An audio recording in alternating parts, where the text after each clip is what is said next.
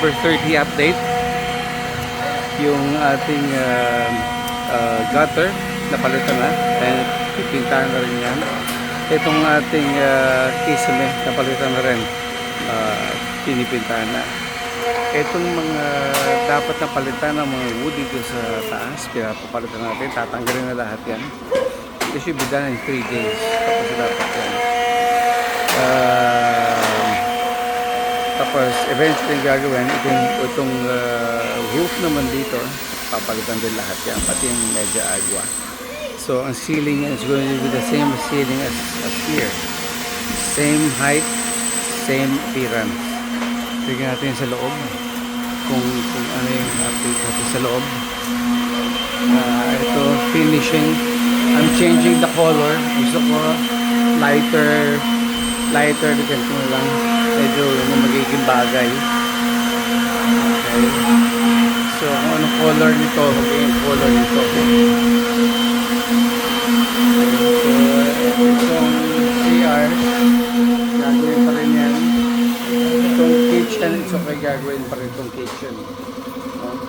So may mga nagawa na tayo sa plumbing dito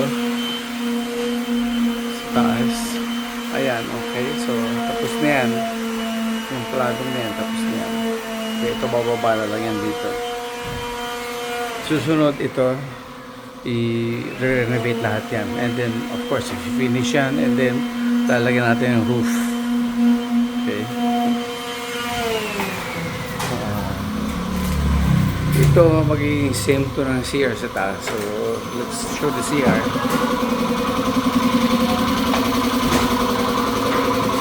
Dito, pinapagawa natin yung mga flooring, sinasanding sealer na ginagawa na yan dito sa room number 2. Ito hindi mo nagagawin kasi dito dumadaan yung mga gumagawa sa labas. Room number 4 is being sealed already in preparation for air conditioning. Ayan, yung seal na yan. So, ayan ang mga gagamitin dyan. Okay, this is room number 4. Kung makikita ninyo, ang flooring dito is okay na. Sinasanding sealer na yan. No? Ayusin natin ang mga cutting natin, ha? Maganda. Very good. Very good. Very good. Hi. Wait. So, ito, kitchen, inaayos na yung sa mga sidings doon. Okay. Ito, inaayos lang dito, sina-finalize natin ang ating, ito, nakabit na yan. Ito ang input, itong flow ng water source, and then the switch, and then it's going to go back here. Pag balik yan dito, it's going to give water here para sa shower.